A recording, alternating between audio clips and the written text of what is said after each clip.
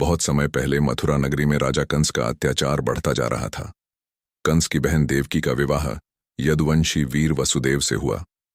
विवाह के बाद जब कंस स्वयं रथ चलाकर अपनी बहन देवकी को ससुराल छोड़ने जा रहा था, तभी आकाशवाणी हुई, हे कंस, जिस देवकी को तुम इतने प्रेम से विदा कर रहे हो, उसी का 8वां पुत्र तुम्हारे विनाश का कारण बनेगा। यह सुनते ही कंस क्रोधित हो गया। उसने देवकी और वसुदेव को कारागार में डाल दिया। उनके जो भी पुत्र जन्म लेते, कंस उन्हें मार देता। समय बीतता गया। देवकी के 7वें गर्भ में भगवान की शक्ति से शेषनाग के अवतार बलराम जी का जन्म हुआ, जिन्हें योगमाया ने रोहिणी के गर्भ में पहुंचा दिया। फिर आया वह पावन समय जब देवकी के गर्भ से 8वें पुत्र के रूप में स्वयं भगवान श्री कृष्ण प्रकट होने वाले थे। भाद्रपद मास की कृष्ण पक्ष की अष्टमी की आधी रात थी। चारों ओर घना अंधकार था। तभी कारागार में दिव्य प्रकाश फैल गया और भगवान श्री कृष्ण ने चतुर्भुज रूप में दर्शन दिए। भगवान ने वसुदेव और देवकी से कहा, मैं ही तुम्हारा पुत्र कृष्ण हूं। मुझे अभी गोकुल ले जाओ और वहां नंद बाबा के घर जन्मी कन्या को यहां ले आओ। उसी क्षण वसुदेव की बेड़ियां खुल गईं और कारागार के सभी द्वार अपने आप खुल गए। पहरेदार गहरी नींद में सो गए। वसुदेव जी श्री कृष्ण को टोकरी में रखकर यमुना नदी की ओर चल पड़े। उस समय तेज वर्षा हो रही थी। जैसे ही वे यमुना के पास पहुंचे, नदी का जल बढ़ा हुआ था।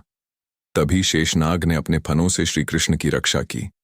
वसुदेव जी किसी तरह यमुना पार करके गोकुल पहुंचे और नंद बाबा के घर श्री कृष्ण को यशोदा माता के पास सुला दिया। वहां जन्मी कन्या को लेकर वे वापस मथुरा के कारागार में लौट आए। सुबह होते ही कंस को देवकी की 8वीं संतान के जन्म का समाचार मिला।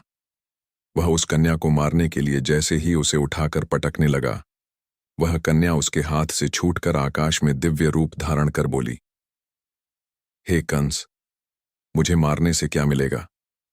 तुम्हारा काल तो गोकुल में जन्म ले चुका है। कंस भयभीत हो गया।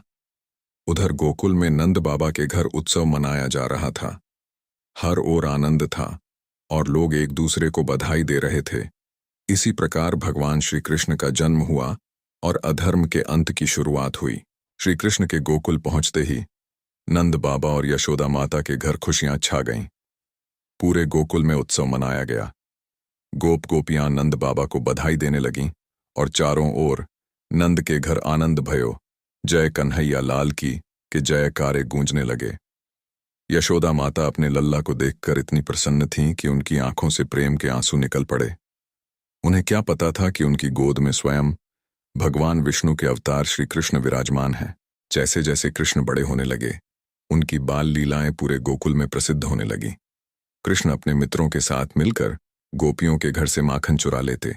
गोपियां यशोदा माता के पास शिकायत लेकर आती, मैया, तुम्हारा कन्हैया हमारे घर का सारा माखन खा जाता है। यशोदा माता कृष्ण को समझाती, लेकिन कृष्ण अपनी मासूम मुस्कान से सबका मन जीत लेते। एक दिन यशोदा माता ने कृष्ण को माखन खाते पकड़ लिया। उन्होंने पूछा, कन्हैया, तुमने माखन क्यों खाया? कृष्ण भोलेपन से बोले, मैया, मैंने माखन नहीं खाया। यशोदा माता ने जब उन्हें डांटा तो कृष्ण मुस्कुराने लगे। उनकी यही नटखट अदाएं पूरे गोकुल को प्रिय थीं। कालिया नाग का आतंक। उधर यमुना नदी में कालिया नाग का भयंकर आतंक था। उसके विष के कारण नदी का जल दूषित हो गया था और लोग भयभीत रहते थे। एक दिन बालक कृष्ण अपने मित्रों के साथ यमुना किनारे खेल रहे थे। तभी कृष्ण ने निश्चय किया कि वे गोकुलवासियों को इस संकट से मुक्त करेंगे। कृष्ण यमुना में कूद गए और कालिया नाग के सामने जा पहुंचे। भयंकर युद्ध के बाद श्री कृष्ण उसके फनों पर चढ़ गए और नृत्य करने लगे। कालिया नाग समझ गया कि यह कोई साधारण बालक नहीं है। उसने श्री कृष्ण से क्षमा मांगी। भगवान कृष्ण ने उसे आदेश दिया कि वह यमुना छोड़कर दूर चला जाए। इस प्रकार गोकुलवासियों को कालिया नाग के भय से मुक्ति मिली। मथुरा में बैठा कंस लगातार कृष्ण के बारे में सोचकर भयभीत रहने लगा। उसे आकाशवाणी याद थी, देवकी का 8वां पुत्र ही तुम्हारे विनाश का कारण बनेगा। कंस ने कृष्ण को मारने के लिए अनेक राक्षस भेजे, लेकिन श्री कृष्ण ने एक एक करके सभी का अंत कर दिया। अब कंस को विश्वास हो गया था कि गोकुल में रहने वाला वही बालक कृष्ण है जो उसके अंत का कारण बनेगा। श्री कृष्ण की बाल लीलाएं केवल मनोरंजन नहीं थीं, बल्कि वे अधर्म के विनाश और धर्म की स्थापना का संकेत थीं। गोकुल में एक समय ऐसा आया जब वहां के लोग हर वर्ष भगवान इंद्र की पूजा किया करते थे। उनका विश्वास था कि इंद्र देव वर्षा करते हैं, जिससे खेतों में अन्न पैदा होता है और सभी का जीवन चलता है। एक दिन बालक श्री कृष्ण ने नंद बाबा से पूछा, बाबा, हम इंद्र देव की पूजा क्यों करते हैं?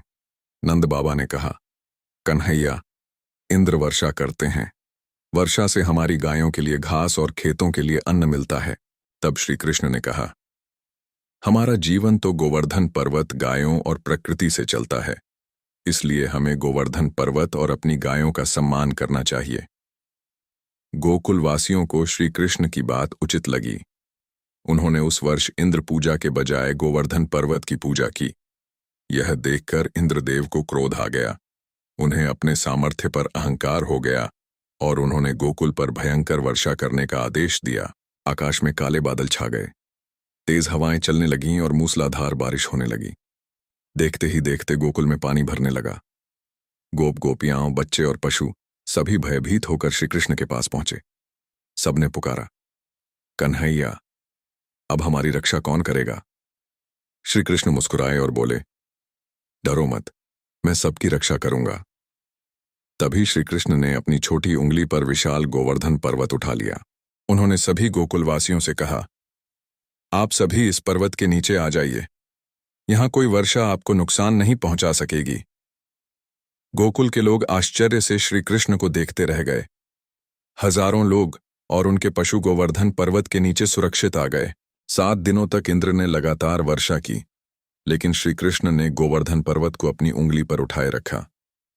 आखिरकार इंद्र को समझ आया कि श्री कृष्ण कोई साधारण बालक नहीं है। उनका अहंकार टूट गया। इंद्रदेव ने श्री कृष्ण से क्षमा मांगी और वर्षा रोक दी। गोकुल में फिर से खुशियां लौट आईं। सभी लोग श्री कृष्ण की जय जयकार करने लगे। गोवर्धनधारी श्री कृष्ण भगवान की जय। इस लीला से भगवान श्री कृष्ण ने संसार को संदेश दिया कि प्रकृति का सम्मान करना चाहिए और मनुष्य को अहंकार से दूर रहना चाहिए। गोवर्धन पर्वत की लीला के बाद श्री कृष्ण की प्रसिद्धि पूरे ब्रज में फैल गई। वृंदावन की गलियों में हर ओर कन्हैया की बाल लीलाओं की चर्चा होती थी। श्री कृष्ण जब अपनी बांसुरी बजाते तो उसकी मधुर धुन सुनकर गोपियां, ग्वाल बाल और गायें तक उनकी ओर खींची चली आतीं। वृंदावन का वातावरण प्रेम और भक्ति से भर जाता। श्री कृष्ण और राधा का संबंध ब्रज की भक्ति परंपरा में निष्काम और दिव्य प्रेम का प्रतीक माना जाता है। राधा के हृदय में कृष्ण के प्रति अटूट प्रेम और समर्पण था। जब कृष्ण बांसुरी बजाते तो राधा उनकी मधुर धुन सुनकर उनके पास चली आती। दोनों के बीच का प्रेम सांसारिक स्वार्थ से दूर था। राधा कृष्ण से कहती, कन्हैया, तुम्हारी बांसुरी की धुन सुनते ही मन की सारी चिंताएं दूर हो जाती हैं। कृष्ण मुस्कुराकर कहते, राधे, सच्चा प्रेम वही है जिसमें अपना सुख नहीं, बल्कि प्रिय का सुख सबसे बड़ा हो। कंस का षड्यंत्र। उधर मथुरा में कंस का भय लगातार बढ़ता जा रहा था। उसे पता चल गया था कि श्री कृष्ण अब बड़े हो चुके हैं और वही उसके विनाश का कारण बनेंगे। कंस ने अपने मंत्री और सेवकों से कहा, किसी भी तरह कृष्ण और बलराम को मथुरा बुलाया जाए। कंस ने अपने विश्वास पात्र अक्रूर जी को गोकुल भेजा। अक्रूर जी भगवान कृष्ण के भक्त थे। वे मन ही मन जानते थे कि कृष्ण कोई साधारण बालक नहीं है। जब अक्रूर जी गोकुल पहुंचे और कृष्ण बलराम को मथुरा आने का निमंत्रण दिया तो पूरे गोकुल में उदासी छा गई। गोपियां रोने लगीं। यशोदा माता का हृदय भी भर आया। माता यशोदा ने कृष्ण से कहा, लल्ला, तुम मथुरा मत जाना। तुम्हारे बिना यह घर और पूरा गोकुल सूना हो जाएगा। कृष्ण ने माता को समझाते हुए कहा, मैया, चिंता मत करो। मैं जहां भी रहूंगा आपका प्रेम मेरे साथ रहेगा।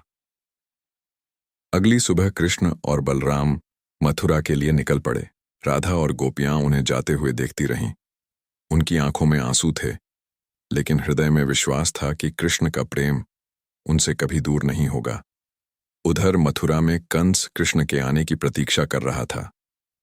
उसे लगता था कि वह अपनी शक्ति से कृष्ण को हरा देगा, लेकिन उसे यह पता नहीं था कि उसका अंत स्वयं उसके द्वार पर आ चुका है। द्वार। श्री कृष्ण और बलराम जब मथुरा पहुंचे तो नगरवासियों ने दोनों भाइयों को पहली बार देखा। उनके तेजस्वी रूप को देखकर सभी मंत्रमुग्ध हो गए।